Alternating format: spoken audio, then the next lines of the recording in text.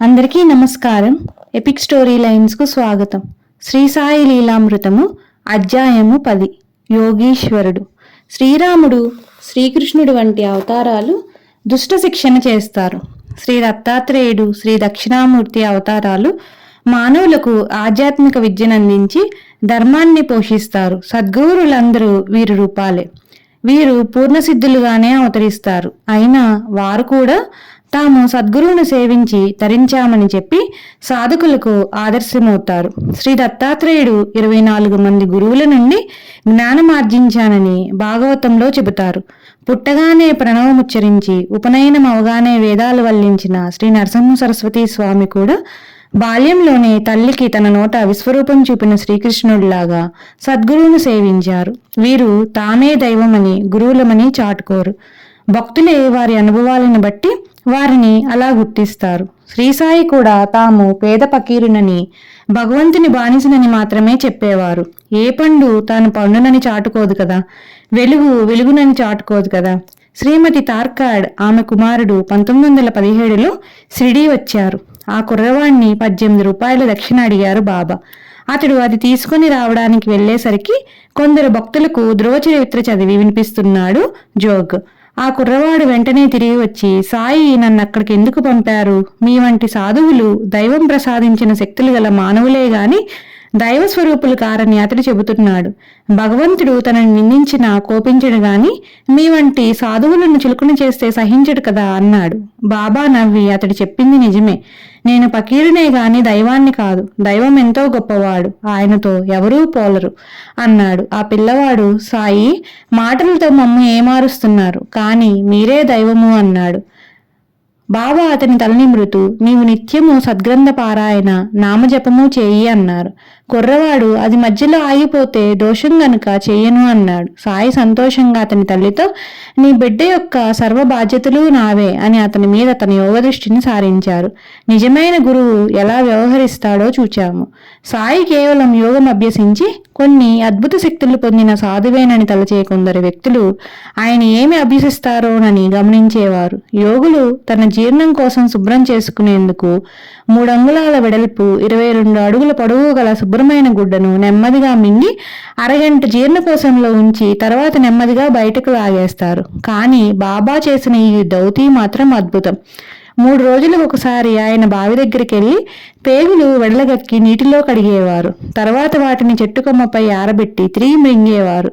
షిరిడీ నివాసి అప్పాబిల్ అనేవాడు రాత్రులలో పహారా కాచేవాడు. అతడొక రాత్రి మసీదు చేరి అక్కడ బాబా దేహం ముక్కలు ముక్కలుగా పడి ఉండడం చూచాడు. ఎవరో దుర్మార్గులు ఆయనను హత్య చేశారని భావించాడు.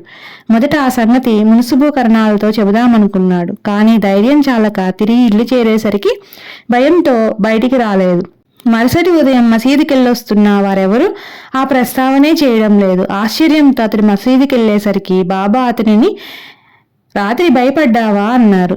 సాయి ఖండయోగం చేసేవారని తర్వాత అందరికీ తెలిసింది. సాయి మసీదులో నేలపై పడుకోవడం చూచి నానాసాహెబ్ డేంగ్లే 4 మూరల పొడవు జానెడు వెడల్పు గల చెక్క సమర్పించాడు. ఆయన దానిని సన్నని గుడ్డల పీలికలతో మసీదు కప్పు నుండి 3 క్రిందకు వేలాడదీశారు. రాత్రి దానికి 4 మూలలా ప్రమిదలు వెలిగించి వాటి మధ్యనే నిద్రపోయేవారు. ఆ బల్లనే మోస్తాయో లేదోననిపించే ఆ గుడ్డ పీలికలు ఆయన్ను కూడా మోయడమే చిత్రం. అంతేకాదు, మసీదులో నిచ్చెన కూడా లేదు. ఆయన బల్ల మీదకి ఎలా ఎక్కేవారో ఎలా దిగేవారో తెలిసేది కాదు. అంతవరకు క్రిందనే ఉన్న బాబా దానిపై పడుకుని కనిపించేవారు. అలానే దిగేవారు. అది చూడ్డానికి జనం విరగబడుతుంటే ఆయన ఒకరోజు ఆ బల్ల విరిచి దునిలో వేశారు. మెలకువగా కళ్ళు తెరిచి నిద్రించగల వారికే ఇది సాధ్యం. నేను నిద్రించేటప్పుడు మహల్సాపతి చేతిని నా గుండెపై నుంచి నా హృదయంలో జరిగే దైవస్మరణని గుర్తించమంటాను అని ఆయనే ఒకసారి చెప్పారు. షిరిడీలో రోడ్డు పక్కన లెండీ తోపు ఉన్నది. బాబా రోజు 2 పూటలా అందులో ఒక్కరే కొంతసేపు ఉండేవారు. అప్పుడప్పుడు సేవకుడు అబ్దుల్లా ఆయనతో కూడా ఉండేవాడు. అతడిలా చెప్పాడు. ఆ తోపులో ఒక చోట 2 అడుగుల లోతున ఒక గుంటలో అఖండ దీపం పెట్టారు బాబా. అది ఆరిపోకుండా పైనొక రేకు, చుట్టూ సుమారు 20 తెరలు ఉండేవి. నేను ఆ దీపాన్ని కనిపెట్టుకుని ఉండేవాణ్ణి. సాయి దాని దగ్గర కూర్చునేవారు. ఆయన కూర్చున్న చోటు నుంచి ఆ దీపం కనిపించేది కాదు. ఆయన దగ్గరే 2 బకెట్లతో నీరు పెట్టేవాణ్ణి. ఆయన ఆ నీరు అన్ని వైపులకు చల్లి ఒక్కొక్క దిక్కుగా కొన్ని అడుగులు నడిచి అటు తదేకంగా చూచేవారు. అప్పుడు ఆయన మంత్రమేదైనా చదివేవారేమో తెలియదు. అలానే ఊరికి ఉత్తరానున్న ఒక బావి అంచు మీద ఆయన ఒక్కొక్కప్పుడు గంటల తరబడి కూర్చునేవారు. ఆ పక్కనే 5 అడుగుల లోతు గొయ్యి ఆయనే తవ్వారు. అందులో నిలబడి ఆయన చాలాసేపు ఏమో చేసేవారు, కానీ ఎవరూ గమనించలేకపోయారు. దాసగును ఒక వివరం చెప్పాడు. సాయి అరుదుగా మధ్యాహ్నం 1-2 గంటల మధ్య తామొక్కరే ఉన్నప్పుడు తమ ఎదుటి తెరలాగా ఒక బట్ట కట్టారని, ఆ బట్ట సంచి నుంచి 10-15 కాసులు బయటకు తీసేవారు. వాటిలో దమ్మిడి, అన, అర్ధన, కాని, బేడ, పావల, ₹1 రూపాయి కాసులు ఉండేవి. అవన్నీ అరిగిపోయినవే. సాయి ఒక్కొక్క కాసును తన వేళ్లతో రుద్దుతూ ఇది నానాది, ఇది బాపూది, ఇది కాకాది అని గొనిగేవారు. ఎవరైనా వస్తే వెంటనే వాటిని సంచిలో దాచివేసేవారు. ఆయన రీతిన భక్తులెరుగకనే వారి దుష్ట సంస్కారాలను అరగదీసి పవిత్రం చేసేవారు కాబోలు. వారిపై దృష్టి నిలిపే భక్తుల మీద బాబా తమ దృష్టి అంతకంటే ఎక్కువగానే ఉంచేవారు. శ్రీసాయి బయటికి వెళ్లేటప్పుడు మారుతి ఆలయం ఎదుటుగా ఆగి ఏమో గొనుగుతూ మారుతి వైపుకు ఏమేమో భంగిమలు చేసేవారు. తర్వాత ఒక్కొక్క దిక్కు వైపు తిరిగి అలానే చేసి తదేకంగా చూచేవారు. ఒకప్పుడు ఎవరినో మందలిస్తున్నట్లు అన్ని దిక్కుల వైపు సట్కా ఊపేవారు. లేక రాయి విసురుతానని బెదిరించేవారు, లేక చెడ్డగా తిట్టేవారు. తెలియని వారు ఆయన పిచ్చివాడు అనుకునేవారు, తెలిసిన వారు ఆయన ప్రకృతి శక్తులను ఆదేశిస్తున్నారనుకునేవారు. నేనొకసారి మసీదులో ఉన్నప్పుడు తీవ్రమైన గాలివాన వచ్చింది. సాయి మసీదు ముంగిటికొచ్చి జరా దావ్ అంటే కొంచెం శాంతించు అని కేక వేశారు. వెంటనే గాలివాన నిలిచిపోయింది అన్నాడు జైకర్. మరొక రోజు బాబా నిష్కారణంగా అబ్బా అని కేక పెట్టారు. తక్షణమే ఆయన తలకు ఒంటికి ఉన్న బట్టలన్నీ తడిచి నీరు బొట్లు బొట్లుగా మడుగు గట్టింది. భక్తులు ఆశ్చర్యపోయారు, కానీ ఆయన్ని అడిగే ధైర్యం చేయలేదు. 3వ రోజున సాయి తనను రక్షించినందుకు టెలిగ్రామ్ ద్వారా కృతజ్ఞతలు తెలిపాడు జహంగీర్. అసలు వృత్తాంతం ఇది. రష్యా జపాన్ యుద్ధంలో అతడు ఒక నౌకాధిపతి. తన 3 నౌకలను శత్రువులు ముంచివేశారు.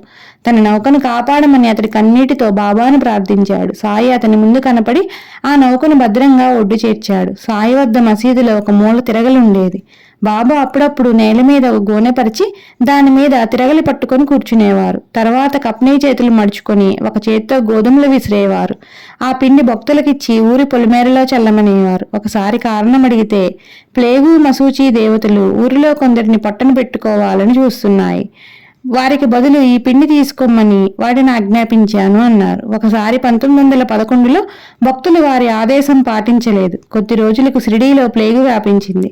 తెల్లవారుతూనే సాయి ఒంటి మీద కూడా 7 ప్లేగు బొబ్బలు కనిపించాయి. భక్తులు భయపడి వాటికి చికిత్స తెలపమంటే ఆయన ఈ బొబ్బలు షిరిడీలో ప్లేగుతో 7 మరణిస్తారని సూచిస్తున్నాయి, నాకే చికిత్స అవసరం లేదు అన్నారు. భక్తులు ఒత్తిడి చేయగా కాల్చిన దూది నూనెలో తడిపి అద్దమన్నారు. తర్వాత గ్రామంలో 7 ప్లేగుకు బలి అయ్యారు. బాబా ఒంటి మీద బొబ్బలు తగ్గేసరికి గ్రామంలో వ్యాధి అదృశ్యమైనది. అప్పుడప్పుడు వచ్చిన వారందరికీ సాయియే స్వయంగా వంట చేసేవారు. బజారు నుండి దినుసులు కొనుక్కొని రావడం, పొయ్యి వెలిగించి ఎసరు పెట్టడం, ఉప్పు మిరియాలు వంటివి నూరడం అన్నీ ఆయన స్వయంగా చేసుకునేవారు. ఒకప్పుడు పరమాన్నము, మరొకప్పుడు మాంసపు పలావు వండేవారు.